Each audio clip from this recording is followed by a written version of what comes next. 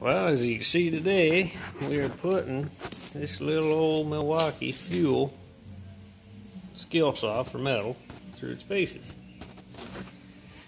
Right off the gate, I made a little mod. OSHA not approved, but you know, for what we're cutting, I just need to spray out the front. Be fine if we're cutting through it, but we're only rabbiting out this edge. So what we're doing is we're cutting a keyway, and I have about 60 feet of keyway, a 1/2 inch deep by 13/16 wide. So far it's been, 7 days, 8 hours a day, run steady. She hasn't really missed a beat, so she likes the heavier batteries. I got the 8 on it now, and I also have the 12. And those are the best, but I still run the 5s as well while they're charging. But goes through blades pretty fast. For, considering though, we are not going through, and that's horrible for tool life. So it would be different if we're cutting 1/2 inch blade, but us just scraping the edge like this, it's really just wearing it down. But what I'm doing is I'm taking about 1/8 of an inch at a time, getting my guide groove in, then taking her down to 3/8 and then all the way to 1/2. That seems to be the best for tool wear. And I am running Tap Magic, even though it says dry. I want to try to get the most out of this little saw here. But the only thing I don't much care for this safety trigger. Mind you, if you're cutting angle iron or conduit, that's perfectly fine, but if you're running it 8 hours straight, that gets a little annoying. Nice, it's got the little thing for the Allen key on the side here, so you can hopefully not lose it, but I got it off because I'm changing blades every 10 minutes, so going through them so much I ain't got time to put her back in the unit. So only thing I think it's missing too for what we're doing, but I hate doing it to a brand new saw, it's taking this right here. There's a spot where we could connect an air hose, help keep that blade cool on the side here. I ain't really fooled with it yet, but if it was a little older and beat up, I would do it, because that's my other saw has a little spot for this, and it just makes the blades last longer, and you can still see your cut too. It blows it away, but it's a lot better that way. As you see, this is what I started with, the Evolution, but with the 9-inch blades, they tend to wobble, and I need the accuracy, so I had to. This thing was already worn out, so I put a heavy guide on it. That seemed to work pretty good. Then the air feed right there, as you can see, blows nicely on that blade to keep it cool right on the cut. I don't know why they don't do that, but I guess we're going beyond what the manufacturer recommends for your service. So, but for what we're doing, that helps your blades last a lot longer. Keeps your, you got both hands on the saw then. But this thing, not accurate enough for. Well, we tried running a little Milwaukee blade, but it seems to knock all the carbides off. So I think the bushing I had for it, because it's an oddball, 20mm to a 5/8 shaft, didn't really work out the greatest. So yeah, old wore out Evolution, and it started cooking out the windings. I can smell it. It's hard even on this one, so I don't know if she's long for this world, but she started smoking a little bit.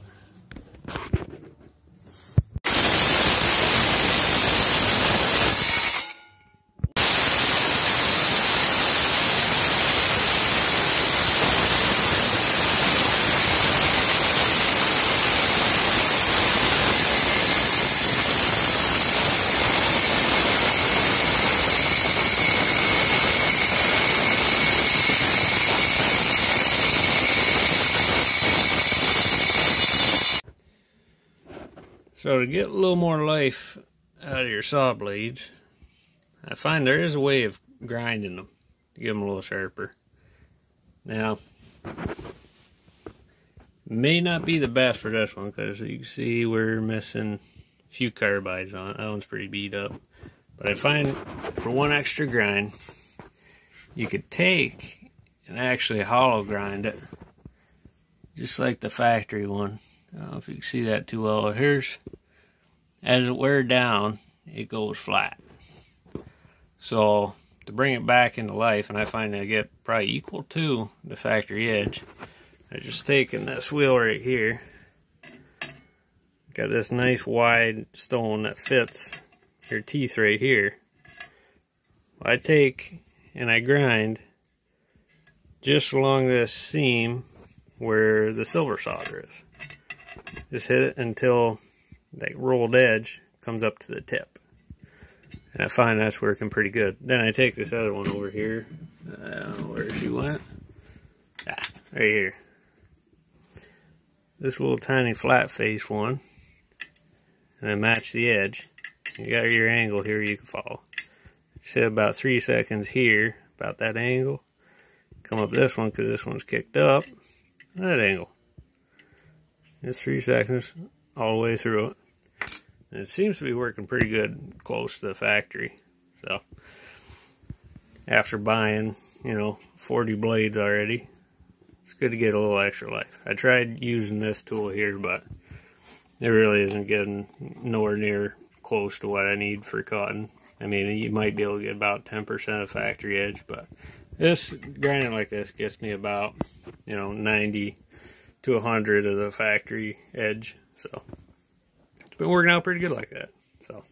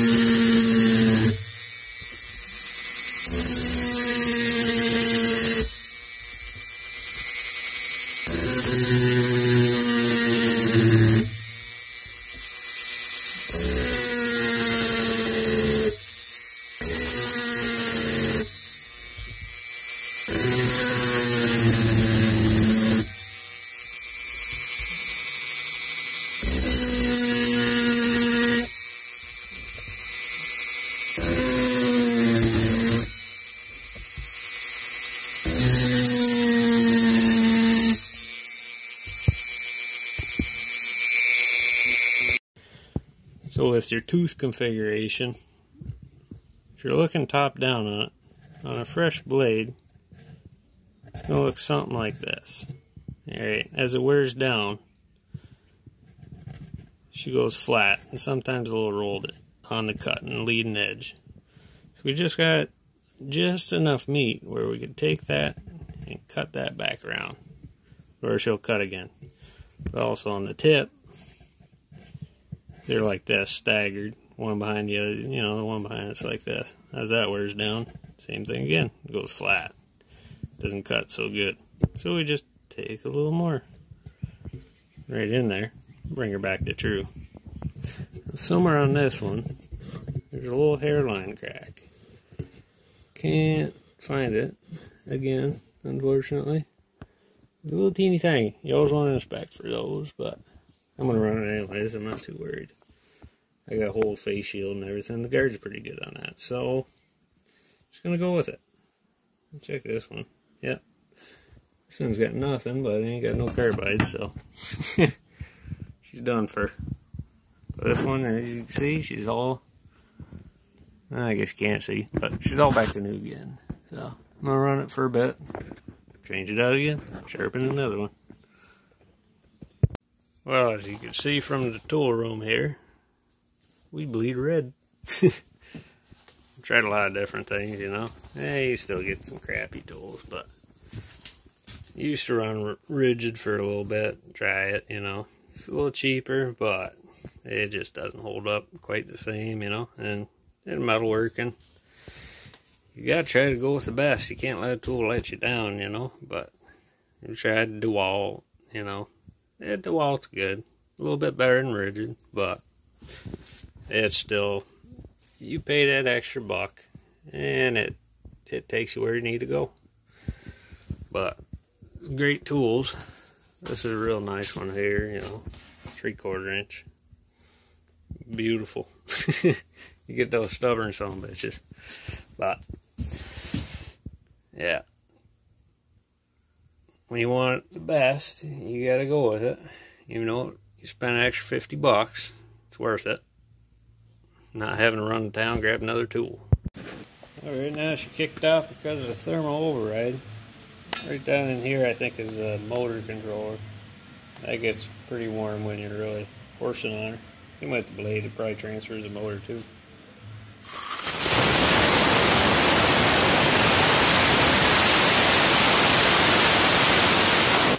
This time between cycling, but pull that right off in there, you know, because you can't even touch that when she gets to cooking off on you. But luckily, there's enough computer smart in it where she won't let you burn her up.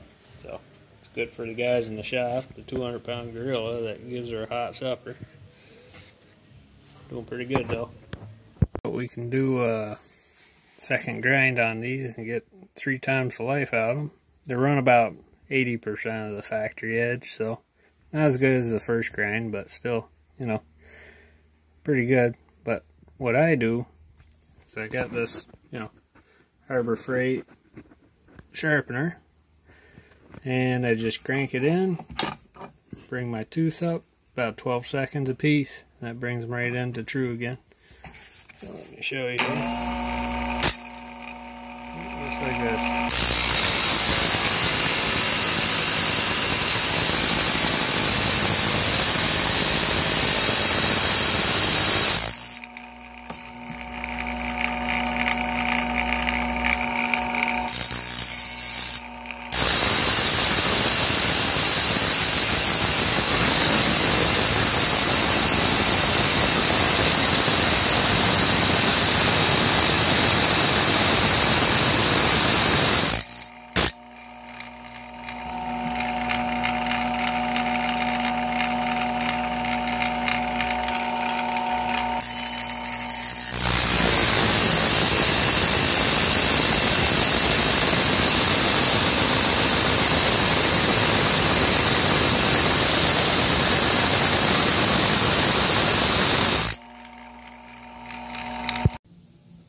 Just adapt this over so I can use a pneumatic coolant right here. But so far I'm into about a little over $1,000 worth of blades, and that's after resharpening, so getting low. I exhausted all the ones from our supplier, so down to next to nothing. Seems to do pretty good.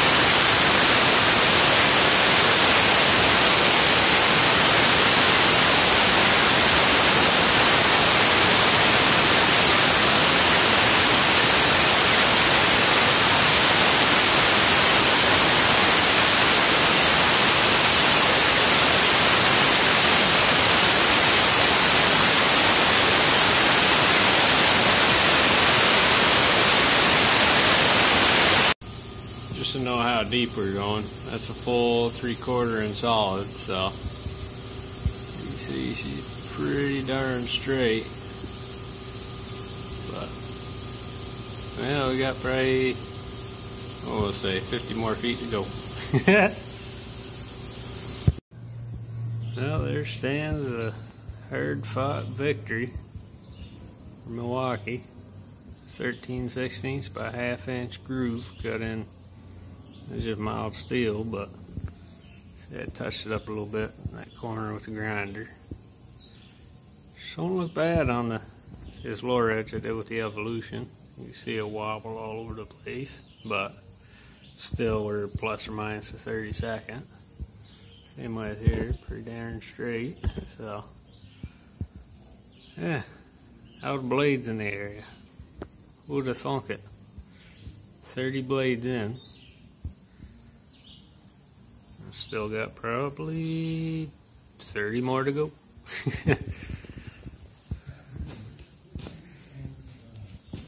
Another thing to see is the gift that keeps on giving. Nothing but joyful metal shavings everywhere. Real joy in the hands. Ah well, you gotta do what you gotta do. And there she be. So final thoughts after, 8th day of running it. Pretty darn steady. Seems to hold up pretty good. I'm sure if you're doing what is intended for, she'd cut like a hot damn, but what we were doing, it's definitely never thought of being doing. 1/8 inches, I guess, is the max, but as you can see, we got her down to 3/4 and she cuts, but boy, she goes through them blades, and you sure do pay for them, about 40 bucks a piece. 40, 50, depending on where you get them from. One thing I don't like is definitely that thermal issue, where I think if they would have vented around the gearbox a little more, had a little more airflow cool on that, and plus the computer and everything inside there, they would have vented that a little more, then you could get some more runtime out of her. But besides that, handling's pretty good. She's comfortable. I mean, for how long I was running it. One thing too, you can see the overmolding kind of holds those shavings a little bit. So I like the grip, but you do end up with a few little pricklies in your hand at the end of the day. The hook, I don't know. I suppose it's okay, but most times you just throw it on the ground anyway, so that usually is the case. Got a nice little light on there that tells you when you're having an error too. When you press it here, the light comes on. Can't hardly see it down in there because it's covered up in shavings, but if I had the guard on, that'd keep it a little bit better. Nice, that front piece comes off easy enough to, if you're doing heavy cutting. Not much needed on there anyways, but I'm sure if you're doing like angle iron, it's nice to put it all towards the floor. So that's it, all around pretty damn good tool. Big difference in the accuracy from the Evolution 9-inch. Not having the 45 tilt or anything. You don't hardly ever even need that anyways. And she ain't, you don't need much bigger than that. The smaller you get, the more accurate you get, and cheaper the blades. So huge benefit to having a smaller saw. So likes the big ones. Either 12s or 9s. The 5 amp hour, she overheats them pretty quick. So yeah, you can get a few cuts out of them, but definitely at least the 8 amp hour. And that's what I was running besides this 12. I don't want to put too many miles on this. Only use it when I need it, but this one I'm giving her a workout. So yep. I already lost the Allen key. Somewhere on the table. Probably in there, but we'll keep looking. Hopefully, boss won't kill me. Losing tool, parts of a brand new tool. But alright, got more to do. As soon as I get the blades in. Hopefully Milwaukee don't run out. Just gotta keep making them. I'll keep burning them up. Thanks for watching. Lucky day.